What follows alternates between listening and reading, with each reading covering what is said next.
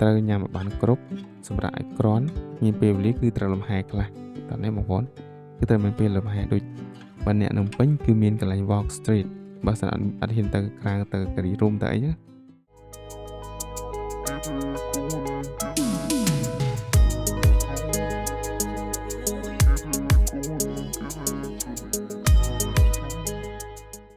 សួស្តីបងប្អូនទាំងអស់គ្នាស្វាគមន៍មកកាន់ Record Podcast អេពីសូតទី16ជីវិតអ្នកធ្វើ media មិនស្មើសោះជាមួយនឹងពេលវេលាឯងថាមិនសមជាមួយនឹងពេលវេលាសោះហើយបងប្អូនខ្លះធ្វើការងារផ្នែក media ដោយសារតែការស្រឡាញ់ហើយដោយសារតែការចូលចិត្តហើយនេះខ្ញុំនឹងមកគេថាហែកកាយស្ដីហែកកាយអំពីជីវិតពិតដែលអ្នកធ្វើ media ជួបប្រទះអាជីវកម្មថា media life ហើយនឹងការប្រើប្រាស់បែបបនជាមួយនឹងពេលវេលាបែបណាអញ្ចឹងណាហើយខ្ញុំជឿថាបងប្អូនជាច្រើនដែលកំពុងតែធ្វើនៅលើវិស័យហ្នឹងទៅលើពេលវេលាគឺឲ្យគេថាផ្ដល់ឲ្យជំនាញ media ហ្នឹងគឺច្រើនមែនតើពេលខ្លះធ្វើការនៅក្រុមហ៊ុនឬក៏ស្ថាប័នដែលធ្វើការប្រចាំថ្ងៃហើយមកដល់ផ្ទះគឺធ្វើបន្តទៀតដូចខ្ញុំអញ្ចឹងគឺនៅកន្លែងការងារធ្វើបន្តហើយដល់ពេលមកដល់ផ្ទះគឺឆ្លៀត record podcast ឲ្យបងប្អូនស្ដាប់ទៀតហើយជីវិតមួយចំនួនដែលអ្នក media កំពុងតែជួបអញ្ចឹងណាឧទាហរណ៍អ្នកដែលធ្វើជំនាញផ្សេងគេឥឡូវកំពុងកាន់ដៃដល់ពេលយើងកំពុងកាន់ម៉ៅអញ្ចឹងណាហើយអ្នកខ្លះគេកំពុងដេកឥឡូវហ្នឹងថាម៉ោង7ម៉ោង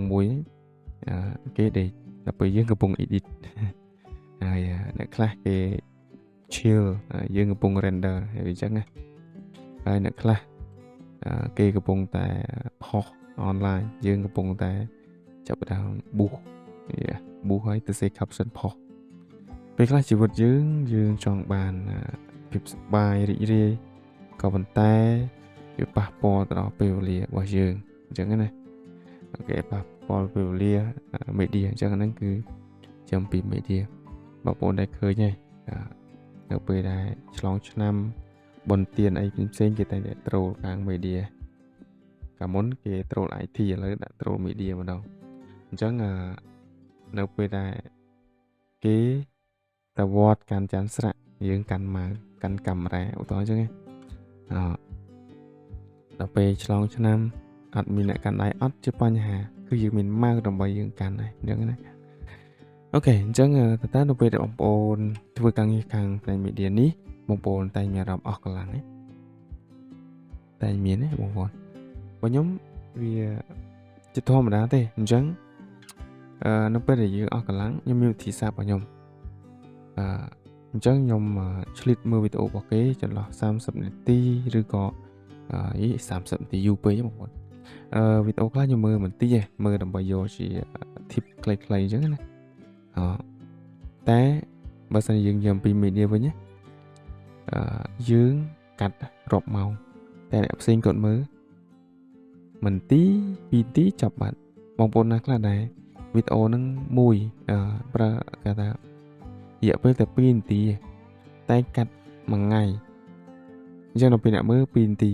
ហើយគេមានអ្នកខ្លះគាត់សួរថាវីដេអូ2នាទីកាត់យូរម៉េះណាកាត់យូរម៉េះគេប្រកាសជាធ្លាប់ជួបបងប្អូនអ្នក media ខ្ញុំជឿថាជួបហើយដែរបានជាពេលវេលាអត់សមជាមួយនឹងគេថាទៅលើការងាររបស់យើងពេលខ្លះពេលហ្នឹងរកកំណត់ឆ្នៃប្រឌិតហ្នឹងវាអត់ឃើញអញ្ចឹងណាអញ្ចឹងសម្រាប់អ្នក media អាចថាមិនសូវមានពេលសម្រាប់ទេអីក៏ផុសអីក៏ធ្វើអីដែលពាក់ព័ន្ធជាមួយ online គឺធ្វើទាំងអស់ហើយនៅពេលដែលអ្នកគាត់ធ្វើអាចនិយាយថាបើសិនជានៅពេលដែលធ្វើអ្នកខ្លះគាត់នៅពេលដែល start អញ្ចឹងទៅមិនទាន់ផុសមិនទាន់ស្អីទេមិនទាន់បានបង្ហាញគេបង្ហាញអីទេក៏មានអារម្មណ៍ថាអត់ហ៊ានផុសទេហ្នឹងបើសិនជាពីចំណុចអវិជ្ជមានហ្នឹងហើយអ្នកខ្លះ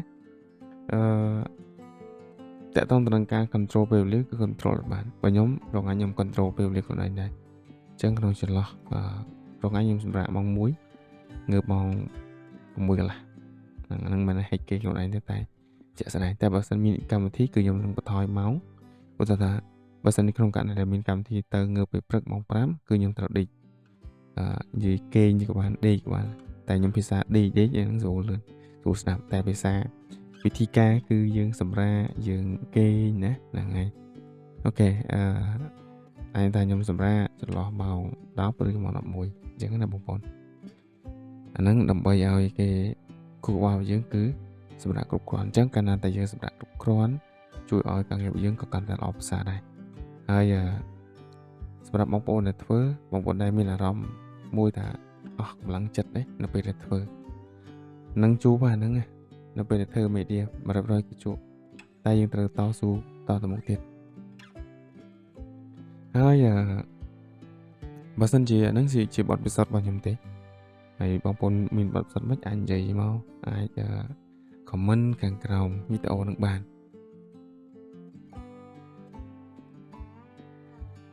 ហើយមួយទៀតនិយាយអំពីអ្នកខ្លះក៏សួរថា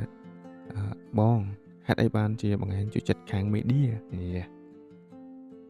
បាទបងប្អូនឆ្លើយម្នាក់ម៉ាត់មកអញ្ចឹងបើសម្រាប់ខ្ញុំវិញគឺខ្ញុំជួយចិត្ត reaction ក៏ដូចជាជួយចិត្តមើលអីដែលថ្មីដូចបើសិនជាពពួករឿង Hollywood ខ្ញុំចិត្តមើលរឿងពពួកមាន activity មានសកម្មភាពដូចផ្សងព្រេងដូចបច្ចេកវិទ្យាតាក់ទងទៅនឹងអ្នកដែលមានគូក្បាលអច្ឆរិយៈគឺអាហ្នឹងគឺខ្ញុំចូលចិត្តដែរអញ្ចឹងហើយបើថាហើយមិនចូលចិត្តខ្ញុំឃើញអ្នកគាត់មើលគាត់មានអារម្មណ៍ថារំភើបព្រួយរាយនៅពេលបានមើលវីដេអូហ្នឹងអញ្ចឹងចាប់បានគាត់ថាចុះបើសិនជាយើងអាចបង្កើតជារូបភាពជាវីដេអូជាខ្សែភាពយន្តមួយដែលអាចឲ្យអ្នកមើលគាត់មានអារម្មណ៍រីករាយយើងក៏រីករាយដែរហ្នឹងហើយចឹងហ្នឹងគឺយើងធ្វើតម្រូវជាមួយនឹង audience ហើយមួយទៀតអញមានថាដូចឲ្យអតិជនសប្បាយចិត្តអញ្ចឹងណាបើអ្នករ៉ូស៊ីជាទៅធ្វើម៉េចឲ្យអតិជនគាត់ស្រឡាញ់យើងអាហ្នឹងថ្ងៃក្រោយគឺលក់ដាច់ហើយនៅពេលដែលយើងធ្វើជាទូទៅអ្វីដែលយើងចូលចិត្តបំផុតគឺវីដេអូ viral ហ្នឹងហើយតែមានមនុស្សចាប់អារម្មណ៍ច្រើនអាហ្នឹងគឺអីដែល media ត្រូវការហើយបើសិនថាធ្វើម៉េចបានមិនស្រួលទេមិនស្រួលបានសម្រាប់ដល់ viral ហ្នឹងហើយអញនិយាយមិនថាគ្មានភាពជោគជ័យណាដែលគ្មានការលះបង់ទេតែបងប្អូនសូម្បីតែបងប្អូនស្ដាប់នេះក៏ខ្ញុំជឿថាលះបង់ខ្លាំងបានស្ដាប់ record podcast របស់ខ្ញុំនេះអញ្ចឹងចំណឹងតើអ្នកធ្វើ media ខ្ញុំបានវិស័យខ្ញុំហើយនឹងបងប្អូនដែលកំពុងស្ដាប់ហ្នឹងដូចគ្នាអត់มันខុសគ្នាប៉ុន្មានទេបងប្អូន media มันខុសគ្នាប៉ុន្មានទេតែក៏មាន media ខ្លះគេល្អដែរអញ្ចឹងណាគេអង្គុយមានហានីមានអីអង្គុយចិត្តមានមនុស្សដែលជាទីស្រឡាញ់អង្គុយចិត្តអង្គុយក្បែរអញ្ចឹងណាហើយអីដែលខ្ញុំចង់ចែករំលែកទៅបងប្អូនគឺកន្លឹះនៅក្នុងការដោះស្រាយទៅលើជំនាញ media ហ្នឹងក៏ដូចជាការគ្រប់គ្រងពេលវេលាពួកអ្នកខ្លះអត់ចេះបែងចែកទេបែងចែកគេគឺសេវាគេមិនមែនសេវាអីណាហ្នឹងហើយគឺនៅក្នុង media តើបងប្អូនមានសេវាអីខ្លះដែលអាចផ្ដល់ជា service ទៅកាន់ client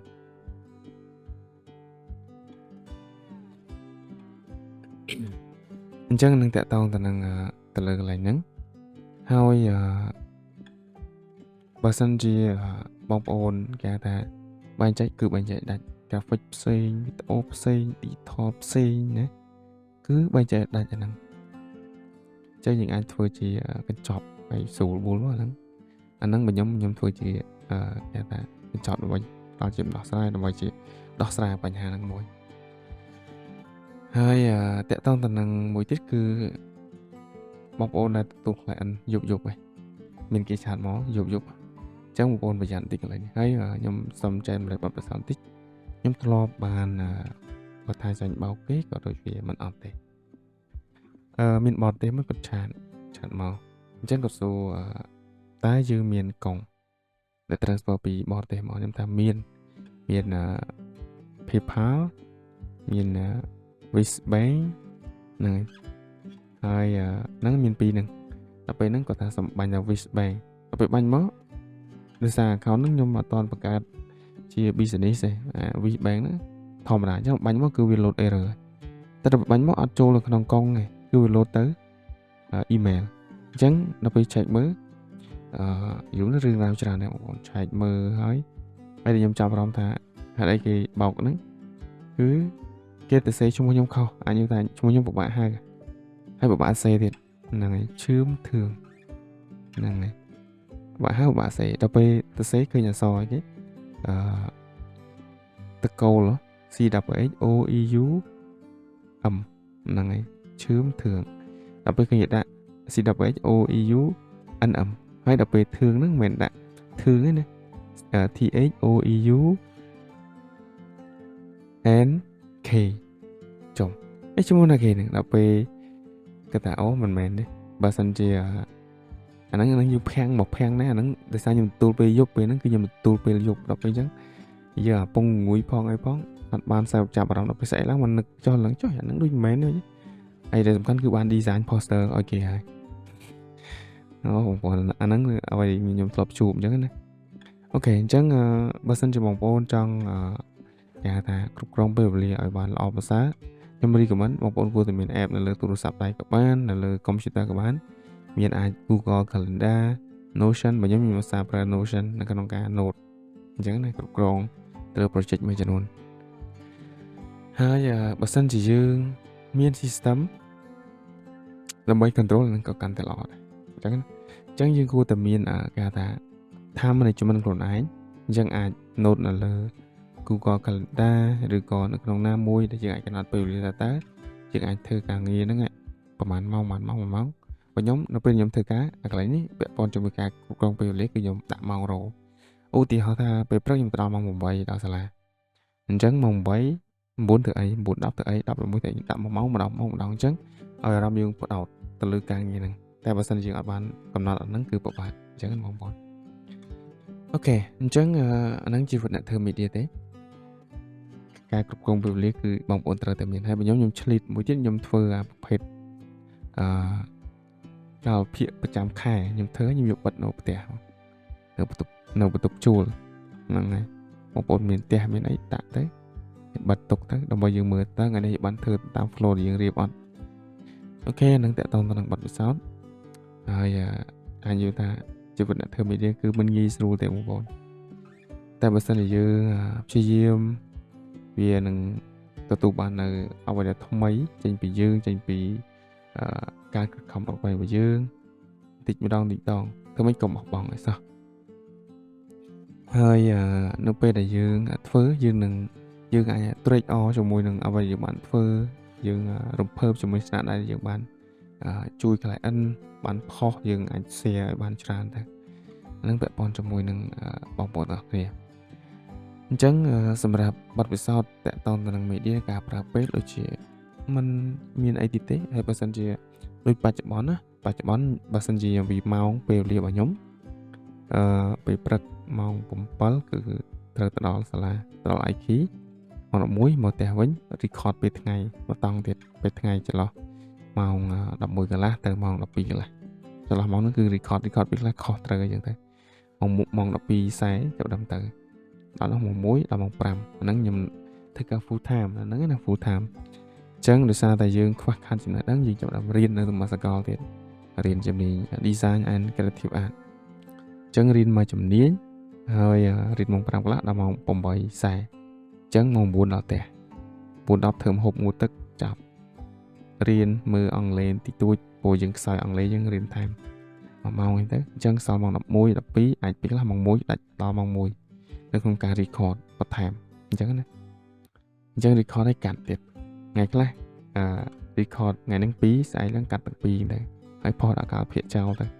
ដាក់ផុសនៅលើ YouTube ខ្ញុំដាក់ម៉ោង5-15នាទីហើយបើនៅលើ Spotify នៅលើ podcast ខ្ញុំនឹងដាក់នៅចន្លោះម៉ោង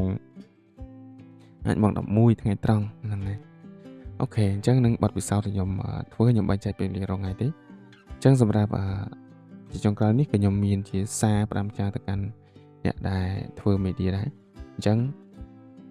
ត្រូវញ៉ាំឲ្យបានគ្រប់សម្រាប់ឲ្យក្រាន់មានពេលវេលាគឺត្រូវលំហែខ្លះតើនេះបងប្អូនគឺត្រូវមានពេលលំហែដូចបើអ្នកនៅពេញគឺមានកន្លែង walk street បើសិនអត់ហ៊ានទៅក្រៅទៅការីរូមទៅអីណាតែមួយខែដើរម្ដងទៅបានហើយបើសិនជាបងប្អូនចង់ចែករំលែកបទពិសោធន៍អីអាចមកជួបខ្ញុំបានតាក់ទងមកតាម page Rin Media ក៏បានតាក់ទងតាមចូលនៅក្នុង channel Rin Media ក៏បានឬក៏បងប្អូនចេញលើ caption គឺមានលេខខ្ញុំហើយអាចតាក់ទងមកតាម Telegram ដែរ Telegram លេខ Smart 086 254 676